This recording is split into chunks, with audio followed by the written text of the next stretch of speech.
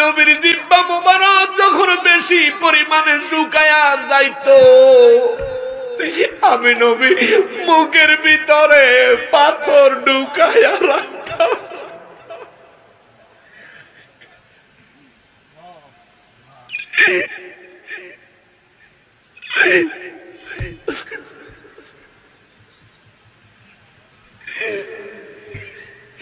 আবু বকর সিদ্দিক রাদিয়াল্লাহু তাআলা আনহু একদিন আমার নবী রাহমাতুল লিল আলামিনের দেখে নবীজির মুখ মোবারকে জিহ্বা দিয়া কি যেন একটা নড়াচড়া করে।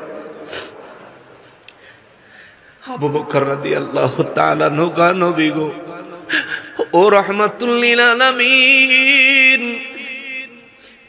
আপনি তো আমাদেরকে না দিয়া কিছুই খান না, আসহাবে সুফফারে না দিয়া তো একা একা কিছুই খান না গো নবীজি। ইয়া রাসূলুল্লাহ, আপনি আজকে একা একা কি খাচ্ছেন? হুজুর আবু বকর একটু জানতে চায়, যদি বেয়াদবি না নেন যদি বলতেন। আমার নবী রাহমাতুল লিল আলামিন হালকা করে মুখ মোবারক অল্প একটু হা করে দেখায় দিলেন। আবু বকর রাদিয়াল্লাহু কয়, আমি তাকায় দেখি দু জাহানের বাদশা রাহমাতুল লিল আলামিনের মুখ মোবারকে দুই টুকরা তিন টুকরা পাথর মুখের মধ্যে নড়াচড়া করে।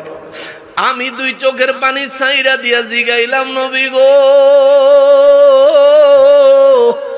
ও রাহমাতুল লিল আলামিন, পাথর কেন আপনি মুখ মোবারকে দিয়েছেন গো নবীজি?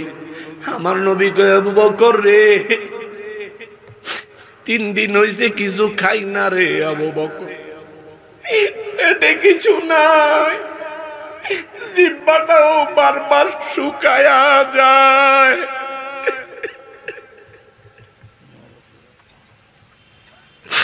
যার কারণে মুখে 3 টুকরা পাথর দিয়া রাখছি রে আবু বকর। মুখের ভিতরে পাথরটা নাড়াচাড়া করলে জিহ্বাটা একটু ভিজা থাকে। আবু বকর সিদ্দিক রাদিয়াল্লাহু তাআলা আনহু, নবী গো, আপনারা না বানাইনি আল্লাহ কিছুই বানাইতো না। আল্লাহ আপনাকে তো উত্তম রিজিক, জান্নাতি রিজিক দিতে পারে। আমার নবী বলেন, আবু বকর, রব্বুল আলামিন আমার জন্য জান্নাতি রিজিকের বাজেট করেছেন, আমি মুখে পাথর ঢুকাইছি, এটা দেখে আল্লাহর আর সাজিম কাইপা উঠছে রে। আল্লাহ খবর পাঠাইছে জিবরাইল রে দিয়া, হুজুর আপনি চাইলে জান্নাত থেকে ডাইরেক্ট আপনার বাড়িতে খানা পাঠানো হবে।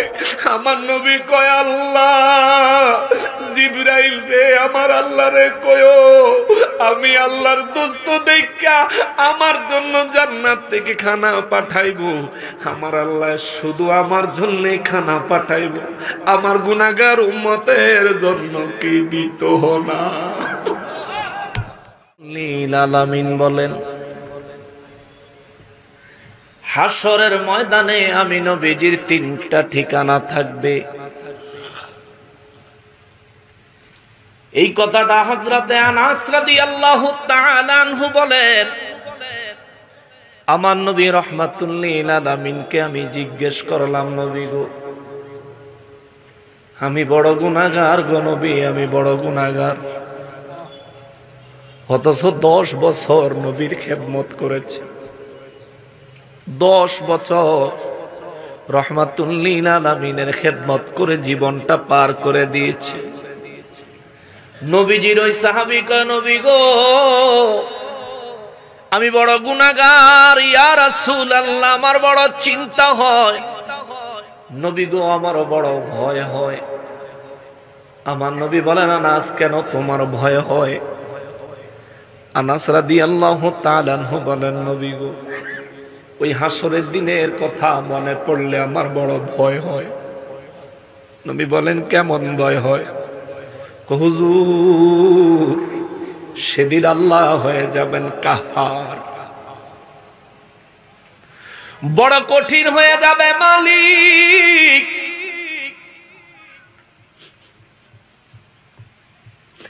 বান্দাগুলাকে যখন জিজ্ঞাসা করবে, কোন মায়া নিয়ে জিজ্ঞাসা করবে না গো নবীজি,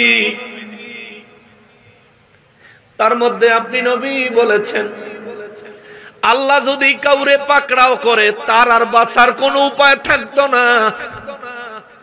আল্লাহ যদি কাউকে দয়া না করে, আল্লাহ যদি কাউকে দয়া না করে, তার আর জান্নাত পাওয়ার কোনো আশা থাকতো না। নবী গো, ওই হাসরের ময়দানে আমার কি হবে আমি চিন্তায় বড় পেরেশান। আমার নবী রাহমাতুল লিল আলামিন কয়, আনাস চিন্তা করিস না রে, শাফাআতি লি আহলিল কাবাইর মিন উম্মতি, আমি নবী ঘোষণা দিয়া রাখছি আমার উম্মতের মধ্যে বড় বড় কবিরা গুনাহ করেনেওয়ালা যে সমস্ত উম্মত শুধু ঈমান নিয়া হাসরের ময়দানে হাজির হবে, আমি নবী তাদের জন্য সুপারিশ করব। আল্লাহু আকবার। নবী বলেন, আনাস রে, তুই তো আমার 10 বছর খেদমত করেছো, আমার হাতে কালিমা পড়েছো, আমার পিছনে ইক্তিদা করে নামাজ আদায় করেছো। রে আনাস, আমি নবী রাহমাতুল লিল আলামিনের খাদেম হওয়া সত্ত্বেও তুমি কেন চিন্তা করো? আমি নবী তো কবিরা গুনাহগারদের জন্য বলে দিয়েছি, যদি কোন কবিরা গুনাহগার আমি নবীর মহব্বত অন্তরে লইয়া ঈমানের সাথে যদি আমি নবীর মহব্বত লইয়া হাসরের ময়দানে হাজির হতে পারে, হয়তো বা ভাবতে পারেন হুজুর মহব্বতের কথা কেন বললেন? ও বাবা, এটা আমি গুনাহগারের কথা নয় রে। একটু চিন্তা করেন, হাসরের ময়দানে আপনাকেও দাঁড়াতে হবে। একটু চিন্তা করেন, হাসরের ময়দানে আপনাকেও দাঁড়াতেই হবে। এই মাহফিলে না আইসা আজকে যারা বাড়িতে বসে আছেন, থাকতে পারতেছেন, হাসরের ময়দানে উপস্থিত না হইয়া পার পাওয়ার কোনো সুযোগ নাই রে বাবা। হাসরের ময়দানে উপস্থিত না হয়ে পার পাওয়ার কোনো রাস্তা নাই। বিশ্বাস করেন, বসার সুযোগ পাবেন না। বিশ্বাস করেন, নিজের দেহের দিকে তাকানোর সুযোগ পাবেন না। বিশ্বাস করেন, কারো খবর নেওয়ার সুযোগ সেদিন আপনার থাকবে না। মাথার অর্ধ হাত উপরে সূর্য আসবে, মাথার মগজগুলো টকবক টকবক করে ফুটবে, মাথার মগজগুলো বায়া, চেহারা বায়া, মুখ বায়া, গাল বায়া, চোখে ঢুকবে, নাকে ঢুকবে, মুখে ঢুকবে, পড়তে থাকবে। মৌত নাই রে বাবা, মৌত নাই। এদিকে পায়ের নিচে এই মাটির জমিনটা হয়ে যাবে তামা, সূর্যের তাপে এটা গরম উত্তপ্ত হয়ে যাবে। হাদিসে মোবারকে আমার নবী কয়, সূর্যের তাপে তামার জমিনটা খুব সহজে গরম হইয়া লোহা কামারে যখন পোড়া দেয়, কামারে যখন লোহা পোড়া দেয় কত লাল হয়ে যায়, দেখলেই কত ভয় লাগে। হাত দেওয়া তো দূরে থাক, যদি একটু কাছে হাত চলে যায় তাহলেও ওই গরম তাপের কারণে ভিতরে ভয় তৈরি হয়ে যায়। আর আমার নবী বলেন, হাসরের ময়দানে জমিনটা তামার হবে, এই জমিনটা সূর্যের আলোতে রে গরম হইয়া লাল হইয়া থাকবে। এখানে পা পালাইয়া দাঁড়াইয়া থাকতে হবে। যদি চিন্তা করো, এক পা ফেলবা না আরেক পা ফেলবা, এক পা ফেলে আরেক পা যদি দিতে যাও, 2 পা জলে ছাই হয়ে যাবে, অবস্থা বড় খারাপ। মরবা না, মৃত্যু নাই, মৃত্যু নাই। ওই কঠিন হাসরের ময়দানে আমাকেও দাঁড়াতে হবে, ওই হাসরের ময়দানে আপনাকেও দাঁড়াতে হবে। ওই হাসরের ময়দানে এই বরুড়ার প্রত্যেকটা মানুষকে দাঁড়াতে হবে। ওই হাসরের ময়দানে নারী বলেন পুরুষ বলেন কোনো ভেদাভেদ থাকবে না, সবাই দাঁড়াতে হবে। নিজের জীবনের কর্মফল, কর্মের হিসাব দিতে হবে, কর্মফল ভোগ করতে হবে, কর্মফল গ্রহণ করতে হবে। ওই হাসরের ময়দানের কথা চিন্তা করেন মুসলমান। এই দুনিয়ার জিন্দেগি চিরস্থায়ী জিন্দেগি নয়। কত মানুষ এসেছিল, চলে গেছে। গতবার ওই মাহফিলে কত মানুষ ছিল, আজকে কবরে চলে গেছে। আগামী বছর আপনিও তো কবরে থাকতে পারেন। একবার যদি রুহটা বের হয়ে যায়,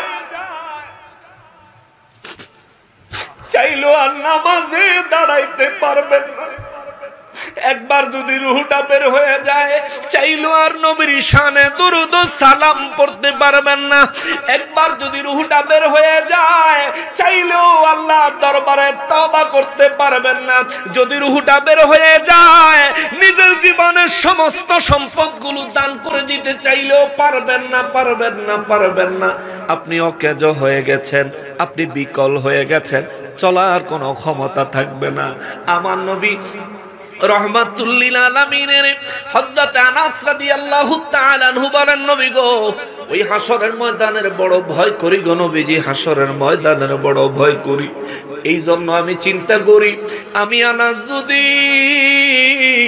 আল্লাহর দরবারে গুনাহগার হয়ে পাকড়াও হয়ে যায় ওই দিন আমাকে কে বাঁচাবে, আমাকে কে শাফাআত করবে? আমার নবী বলেন, আনাস আমি নবী তোমার জন্য শাফাআত করব। আল্লাহু আকবার।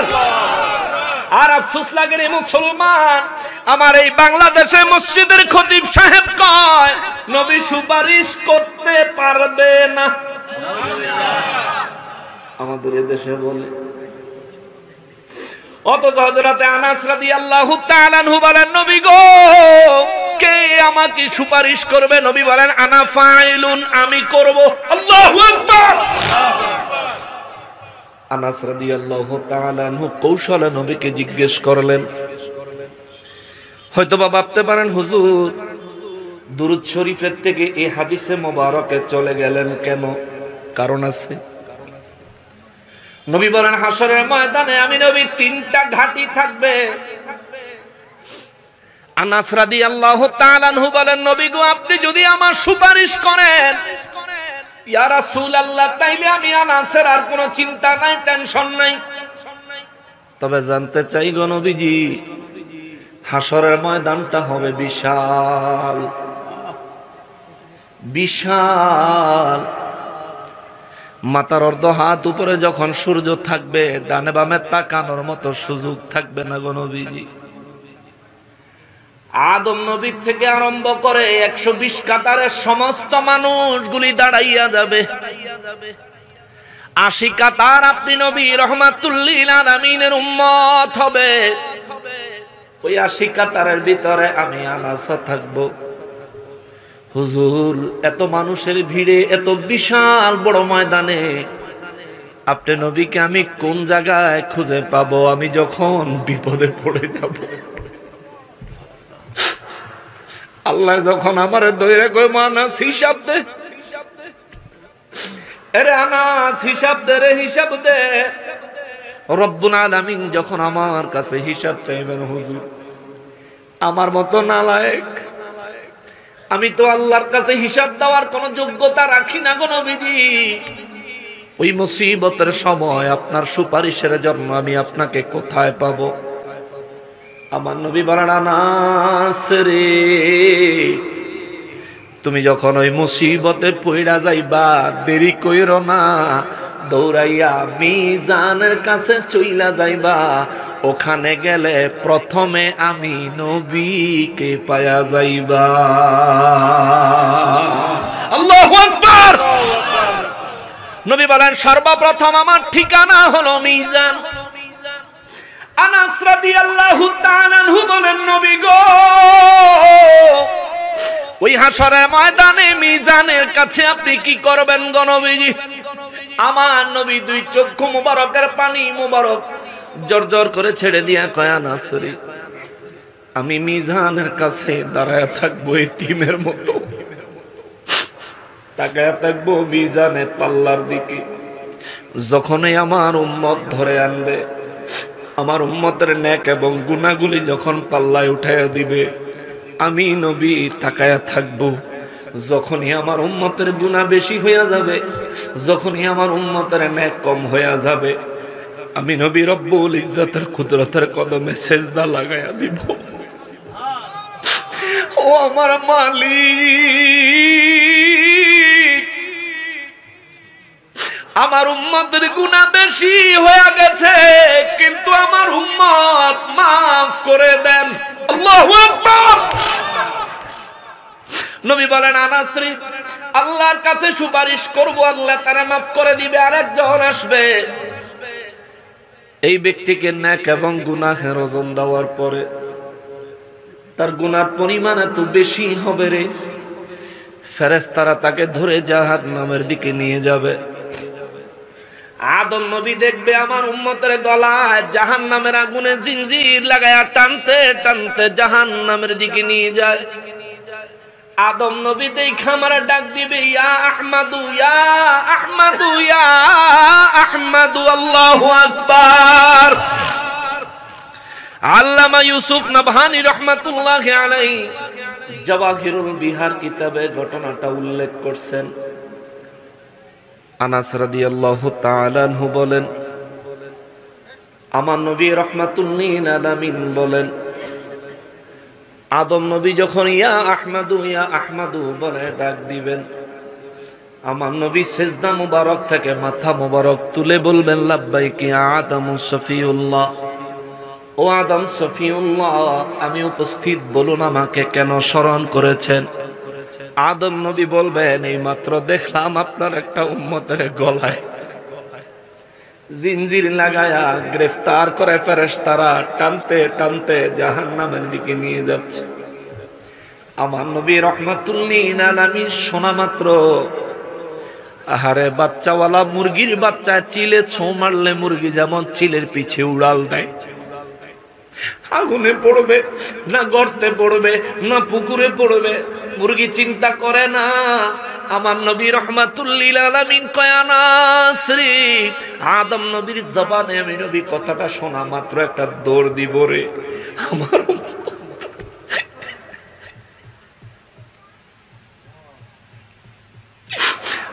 আদম নবী তাকায় থাকবেন, আমার নবী দৌড় দিবেন। অর্ধেক রাস্তায় যায় দেখবো আমার নবীর উম্মতের গলায় জিঞ্জির লাগায়া টানে, এমন জোরে টানে উপর হইয়া চিত পল্টি মল্টি খায়া পড়ে যায়। আবার যখন উঠে দাঁড়ায় আবার তারে অনেক জোরে টানে। আমার নবী পিছন দিয়া যায়া নবীর উম্মতটার হাতের মধ্যে এভাবে টান দিয়ে ধরব।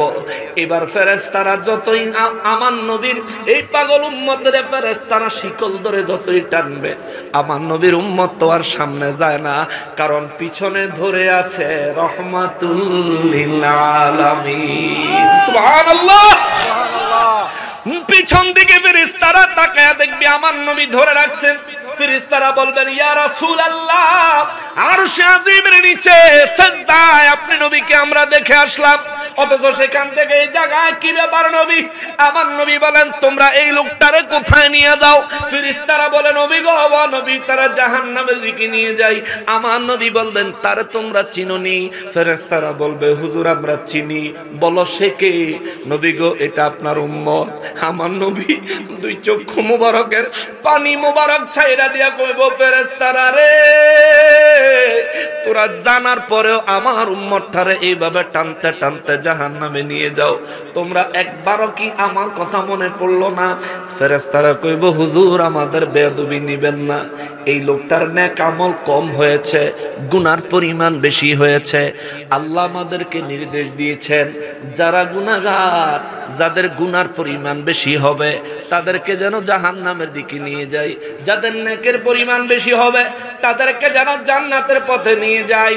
ইয়া রাসূলুল্লাহ, আমাদের বেয়াদবি নিবেন না, আমাদের উপর আপনি গোসা হবেন না, মনোকষ্ট নিবেন না, কারণ আজকের হাসরের ময়দানে আপনি যার উপর খুশি আল্লাহও তার উপরে খুশি। আল্লাহু আকবার। আজকের হাসরের ময়দানে আপনি যার উপর খুশি আল্লাহ তার উপর খুশি, যারে বলবেন সে আপনার, আল্লাহ বলবে সে আল্লাহর, যারে বলবেন আল্লাহ মুক্তি চাই, আল্লাহ বলবে আমি তারে জান্নাতে দেখতে চাই। আমার নবী রাহমাতুল লিল আলামিন কি ফেরেশতারা কয়, নবী গো আমাদের উপর বেয়াদবি নিয়েন না, মনে কষ্ট নিয়েন না, ইয়া রাসূলুল্লাহ আমরা আল্লাহর হুকুম পালন করছিলাম। আমার নবী কয়, আনাস রে, ওই সময় ওই জায়গায় আমি নবী আমার এক হাতে আমার দাড়ি মোবারক ধরব, আর এক হাত আল্লাহ পাকের দিকে বাড়ায়া দিয়া ডাক দিব, ইয়া রাব্বাল আলামিন,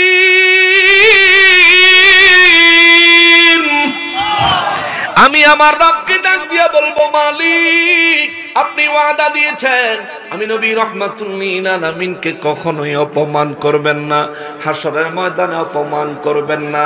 আমার রব্বুল ইজ্জাত হাসরের বিচার রাখা জবাবদিহিতা রাখা দিয়া আমার নবী রাহমাতুল লিল আলামিনকে জিজ্ঞেস করবেন, আল্লাহ হাবিব কে গুনাহগার, কে নেককার, কে জান্নাতি, কে জাহান্নামী, আমি আল্লাহ তো সবার খবরই জানি। হাসর তো বানাইছি আপনার সম্মান দেওয়ার জন্য, হাসর বানাইছি আপনার ইজ্জত দেওয়ার জন্য, হাসর বানাইছি বিশ্ববাসীকে দেখানোর জন্য। আপনি নবী রাহমাতুল লিল আলামিনকে আমি আল্লাহ কতটা ভালোবাসি, আপনার কথা আমি আল্লাহ কতটা গুরুত্ব দিই, আপনার সাথে আমার বন্ধুত্ব কেমন, আপনার সাথে আমার প্রেম কেমন, এটা দেখানোর জন্যই তো আমি বান্দারে মরণ দিলাম, কবর দিলাম, হাসর বানাইলাম। নইলে আদম নবীরে ডাইরেক্ট জান্নাত থেকে জমিনে পাঠাইয়া দিছি। আমি চাইলে তাদেরকে জমিন থেকে টুক করে টেনে টেনে জান্নাতে নিয়ে আসতে পারতাম, কিন্তু আমি জান্নাতে আনি নাই, মৃত্যু দিয়া কবরে রাখছি। মৃত্যুর সময় ঈমান নিয়ে শয়তানের সাথে লড়াই করতে দিছি। ওই সময় আপনি নবী রাহমাতুল লিল আলামিন দিদার তাদের ঈমানের উপর মওতের ওসিলা হয়েছে। কবরের মধ্যে আপনি নবী রাহমাতুল লিল আলামিনকে চেনার পর নাজাত পেয়েছেন।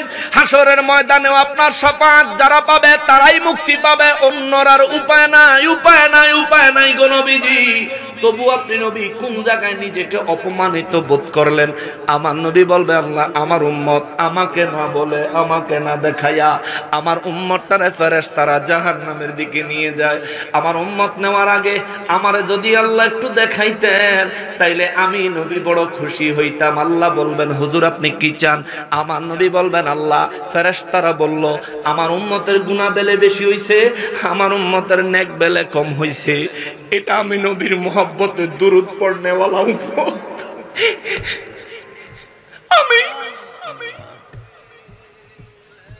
আমি জমিনে দুনিয়ায় হাদিস মুবারক বর্ণনা করে আসছি, জবান দিয়ে আইছি। আমার উপর যে মোহাব্বত সহকারে দুরূদ পড়বে আমি তারে শ্রেষ্ঠ মুসিবতে সাহায্য করব। আল্লাহ আমার উপর মোহাব্বতে দুরূদ পড়নেওয়ালা আমার উম্মত জাহান্নামে চলে যাবে, আমি রাহমাতুল লিল আলামিন এটা সইতে পারি না। আল্লাহ বলবেন, হুজুর তাইলে আপনি কি চান বলেন? আমার নবী রাহমাতুল লিল আলামিন বলবেন, আল্লাহ আমি চাই আমার উম্মতের নেক আর গুনাহ আরেকবার ওজন করা হোক। সুবহানাল্লাহ। আল্লাহ গো আমি তো নিজের চোখে দেখতে চাই আমার উম্মতের কতগুলি গুনাহ বেশি হইছে, কয়টা নেক কম হইছে। আমি নবী একটু দেখতে চাই। আমার রব্বুল ইজ্জত বলবেন, ইয়া আইয়ুহাল মালায়েকা আতিউ মুহাম্মদ সাল্লাল্লাহু আলাইহি ওয়াসাল্লাম। আওয়াজ দিয়ে বলা যাবে কি আল্লাহু আকবার? আরো জোরে বলেন আল্লাহু আকবার। হাসরের ময়দানে বিচার রাইখা ফেরেশতাদেরকে আমার আল্লাহ ডাক দিয়ে বলবে, ইয়া আইয়ুহাল মালায়েকা, ও ফেরেশতার দলেরা রে, এরা সমস্ত ফেরেশতারা রে, আমি রব্বুল ইজ্জাতের নির্দেশ হলো তোমরা আমার হাবিবের ইতাআত করো, তোমরা আমার হাবিবের অনুসরণ করো, তোমরা আমার হাবিবের অনুকরণ করো। কেমন ভাবে? আমার হাবিব যা বলে তা করো, যেমন বলে তেমন করো। এতক্ষণ পর্যন্ত আমি আল্লাহর নির্দেশ ছিল গুনাহ বেশি হইলে জাহান্নামে নিয়ে যাবে, নেক বেশি হইলে জান্নাতে নিয়ে যাবে। এখন থেকে আমার নির্দেশ হলো আমার হাবিব যারে বলবে জান্নাতে দিতে, তার জন্য হিসাব বুঝি না, ওজন বুঝি না, কম বুঝি না, বেশি বুঝি না। আমার হাবিব যার কথা বলবে সেই জান্নাতে যাবে, এটাই আমার ফয়সালা। সুবহানাল্লাহ। ফেরেশতারা বলবেন, নবী গো হুকুম করেন, কি করলে আপনি খুশি হবেন? আমার নবী বলবেন, চলো চলো মিজানের কাছে যাই, চলো আমার উম্মতের গুনাহগুলো নেকগুলো ওজন দেই, ওজন দিয়া দেখি আমার উম্মতের কয়টা নেক কম হলো, কতগুলো গুনাহ বেশি হলো। আমি নবী একটু দেখতে চাই। ফেরেশতারা অর্ধেক রাস্তা থেকে ফেরত নিয়ে আসবে, মিজানে আইসা আবার নেকগুলো গুনাহগুলি উঠাইয়া দিলে আমার নবী রাহমাতুল লিল আলামিন হাসরের ময়দানে তার জান্নাতি পরিহিত পোশাক মোবারক থেকে পকেট থেকে এক টুকরা কাগজের নেয় আমার নবী বের করবেন।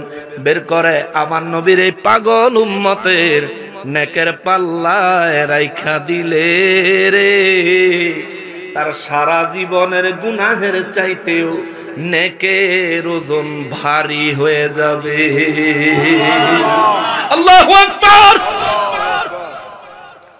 নবী বলবেন ফেরেশতারা রে এবার বলো আমার উম্মতের ঠিকানা কোথায়? ফেরেশতারা বলবেন ইয়া রাসূলুল্লাহ জান্নাত। আল্লাহু আকবার। নবীর উম্মত সঙ্গে সঙ্গে নূর নবী রাহমাতুল লিল আলামিনের কদম মোবারকে পড়ে যাবেন। ইয়া রাসূলুল্লাহ নবী গো, আমি বড় নালায়েক উম্মত গো নবীজি, অনেক পরিমাণে অত্যধিক পরিমাণে জীবনে গুনাহ করেছি, সমস্ত গুনাহ লয়ে হাসরের ময়দানে উপস্থিত হয়েছি। আজকে কোন কারণে কি কারণে আপনি আমাকে এত সাহায্য করলেন, এত বড় সাহায্য করলেন নবীজি? নবী গো আপনার কাছে জানতে চাই ইয়া রাসূলুল্লাহ কি কারণে আপনি আমাকে অর্ধেক রাস্তা থেকে ফিরে আইনা আমারে সাহায্য করলেন? আমার নবী বলবেন পাগলা রে, তুই না অমুক দেশের অমুক এলাকার অমুক জায়গার অমুক বংশের অমুকের পুত্র অমুক। নবী গো আমি কোন দেশে জন্মাইছি, কোন গ্রামে জন্মাইছি, কোন বংশে জন্মাইছি, কোন বাবার ঔরস থেকে মায়ের গর্ভে গেছি, হুজুর আপনি সব জানেন, আমার চিনেন। আমার নবী রাহমাতুল লিল আলামিন সেদিন কইব উম্মত রে, তোদের মায়া তো আমি ৬৩ বছর কোনো আরাম করি নাই, তোদের মায়ায় আমি দিনের পর দিন না খায়া কাটাইছি। অথচ আমার আল্লাহ যদি আমারে না বানাইতো, আসমান জমিন চন্দ্র সূর্য গ্রহ নক্ষত্র রাজি রিজিক খাবার দাবার আমার আল্লাহ কোনো কিছুই বানাইতো না, সব বানাইছে আমি নবীর খাতিরে, যার খাতিরে আমার আল্লাহ সব বানাইছে। আমি সেই রাহমাতুল লিল আলামিন দিনের পর দিন না খায়া থাকছি, কষ্ট করছি, পেটে পাথর বাঁধছি,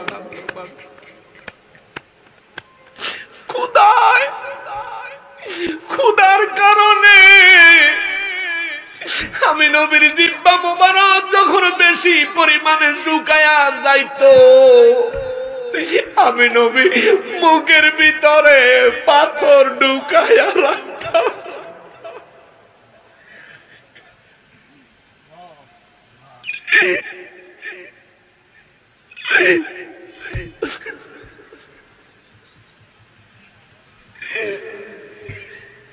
আবু বকর সিদ্দিক রাদিয়াল্লাহু তাআলা আনহু একদিন আমার নবী রাহমাতুল লিল আলামিনের দেখে নবীজির মুখ মোবারকে জিহ্বা দিয়া কি যেন একটা নড়াচড়া করে। আবু বকর রাদিয়াল্লাহু তাআলা আনহু গো নবী গো, ও রাহমাতুল লিল আলামিন, আপনি তো আমাদেরকে না দিয়া কিছুই খান না, আসহাবে সুফফারে না দিয়া তো একা একা কিছুই খান না গো নবীজি। ইয়া রাসূলুল্লাহ আপনি আজকে একা একা কি খাচ্ছেন? হুজুর আবু বকর একটু জানতে চায়, যদি বেয়াদবি না নেন যদি বলতেন। আমার নবী রাহমাতুল লিল আলামিন হালকা করে মুখ মোবারক অল্প একটু হাঁ করে দেখায় দিলেন। আবু বকর রাদিয়াল্লাহু কয় আমি তাকায়া দেখি দু জাহানের বাদশা রাহমাতুল লিল আলামিনের মুখ মোবারকে 2 টুকরা 3 টুকরা পাথর মুখের মধ্যে নড়াচড়া করে। আমি দুই চোখের পানি ছাইরা দিয়া জিগাইলাম নবী গো ও রাহমাতুল লিল আলামিন, পাথর কেন আপনি মুখ মোবারকে দিয়েছেন গো নবীজি? আমার নবী কয় আবু বকর রে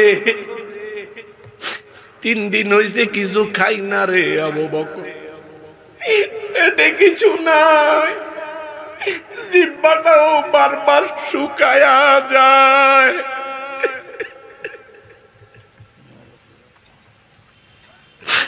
যার কারণে মুখে 3 টুকরা পাথর দিয়া রাখছি রে আবু বকর। মুখের ভিতরে পাথরটা নাড়াচাড়া করলে জিহ্বাটা একটু ভিজা থাকে। আবু বকর সিদ্দিক রাদিয়াল্লাহু তাআলা আনহু নবী গো আপনারে না বানাইনি আল্লাহ কিছুই বানাইতো না। আল্লাহ আপনাকে তো উত্তম রিজিক জান্নাতি রিজিক দিতে পারে। আমার নবী বলেন আবু বকর রব্বুল আলামিন আমার জন্য জান্নাতি রিজিকের বাজেট করেছেন, আমি মুখে পাথর ঢুকাইছি, এটা দেখে আল্লাহর আর সাজিম কাইপা উঠছে রে। আল্লাহ খবর পাঠাইছে জিব্রাইল রে দিয়া, হুজুর আপনি চাইলে জান্নাত থেকে ডাইরেক্ট আপনার বাড়িতে খানা পাঠানো হবে। আমার নবী কয় আল্লাহ জিব্রাইল রে আমার আল্লাহ রে কয়ো আমি আল্লাহর দোস্ত দেখা আমার জন্য জান্নাত থেকে খানা পাঠাইবো। আমার আল্লাহ শুধু আমার জন্য খানা পাঠাইবো, আমার গুনাহগার উম্মতের জন্য কি দিত না?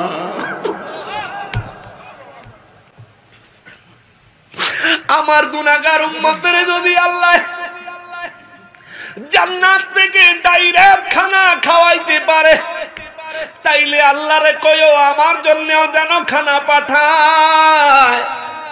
আর আমার গুনাহগার উম্মতের জন্য জান্নাতি খানা যদি জান্নাতি নসিব হয় তাইলে আমি নবী দুনিয়ায় জান্নাতি খানা গ্রহণ করব না, আমি আমার উম্মতের সাথে জান্নাতের ভিতরে জান্নাতি খানা গ্রহণ করব।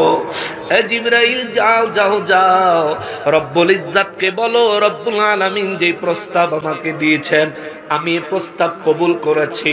আল্লাহ পাকের প্রস্তাব কবুল না করার কোনো সাধ্য আমি রহমাতুল লিল আলামিনের নাই, কিন্তু আল্লাহ আমাকে যে প্রস্তাব করেছেন এই প্রস্তাব আল্লাহর নেয়ামতের প্রস্তাব আমি আমার উম্মতের জন্য আল্লাহ দরবারে জমা রাখতে চাই। যেদিন উম্মত সহ জান্নাতে প্রবেশ করব রে আল্লাহর পক্ষ থেকে দেওয়া এই স্পেশাল জান্নাতি নেয়ামত উম্মত সহ একসাথে গ্রহণ করব।